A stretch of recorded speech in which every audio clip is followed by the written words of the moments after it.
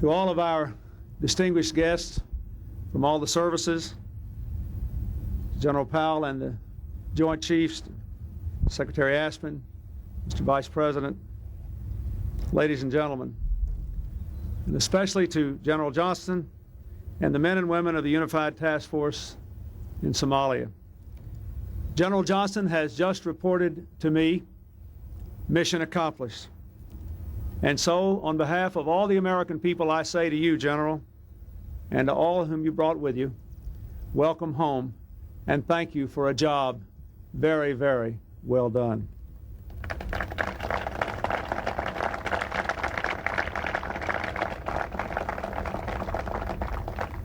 You represent the thousands who served in this crucial operation in the 1st Marine Expeditionary Force, in the Army 10th Mountain Division, aboard the Navy's Tripoli Amphibious Ready Group, in the Air Force and Air National Guard airlift squadrons, and in other units in each of our services. Over 30,000 American military personnel served at some time in these last 5 months in Somalia. And serving alongside you were thousands of others from 20 nations. Although your mission was humanitarian and not combat, you nonetheless faced difficult and dangerous conditions. You sometimes were subjected to abuse and forced to dodge rocks and even bullets. You saw firsthand the horror of hunger, disease, and death. But you pressed on with what you set out to do, and you were successful. You have served in the best tradition of the armed forces of the United States, and you have made the American people very, very proud. In the weeks to come, we will formally recognize the contributions of those who participated in Operation Restore Hope. But earlier today, to honor their accomplishments and that of all who supported that effort, I awarded to General Johnston the Defense Distinguished Service Medal in recognition not only of his extraordinary service, but also of all those who served with him so well. Thank you all for your dedicated work.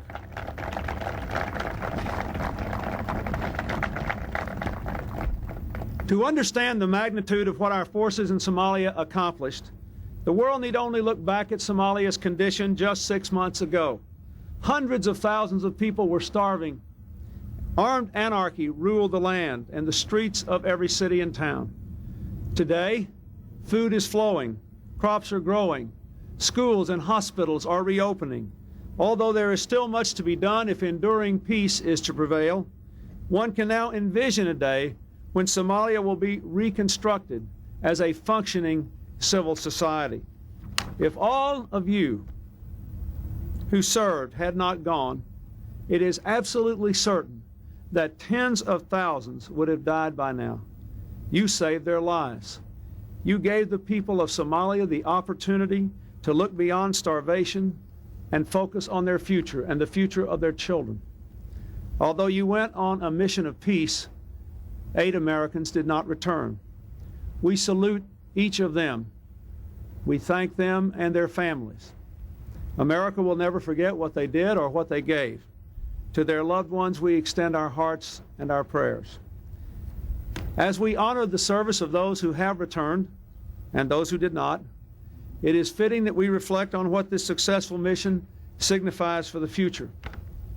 This, the largest humanitarian relief operation in history, has written an important new chapter in the international annals of peacekeeping and humanitarian assistance. You have shown that the work of the just can prevail over the arms of the warlords. You have demonstrated that the world is ready to mobilize its resources in new ways to face the challenges of a new age.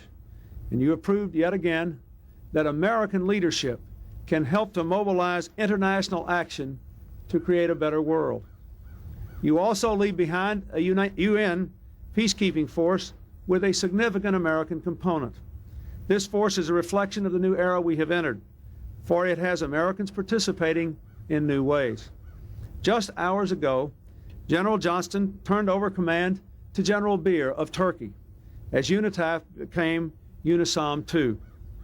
You set the stage and made it possible for that force to do its mission, and for the Somalis to complete the world and the work of rebuilding and creating a peaceful, self-sustaining, and democratic civil society. Your successful return reminds us that other missions lie ahead for our nation. Some we can foresee, and others we cannot.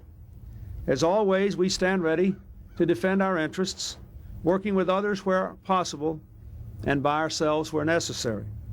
But increasingly in this new era, we will need to work with an array of multinational partners, often in new arrangements. You have proved again that that is possible.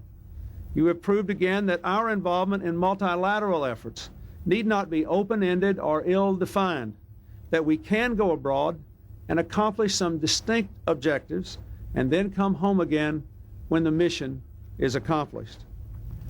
Some will ask why, with the Cold War ended, we must still support the world's greatest military forces, the kind that General Johnston and his comrades represent. I say it is because we still have interests, we still face threats, we still have responsibilities. The world has not seen the end of evil, and America can lead other countries to share more of the responsibilities that they ought to be shouldering. Some will ask why we must so often be the one to lead. Well, of course we cannot be the world's policeman, but we are and we must continue to be the world's leader. That is the job of the United States of America. And so today, America opens its arms in a hearty welcome home. General, to you and all the men and women who served with you, you have the admiration of the world and the thanks of your country for continuing the tradition of our armed forces and the values that make us proud to be Americans, and for proving that we can lead and serve in new ways in a new world. In the words of the Scriptures, blessed are the peacemakers. Thank you very much.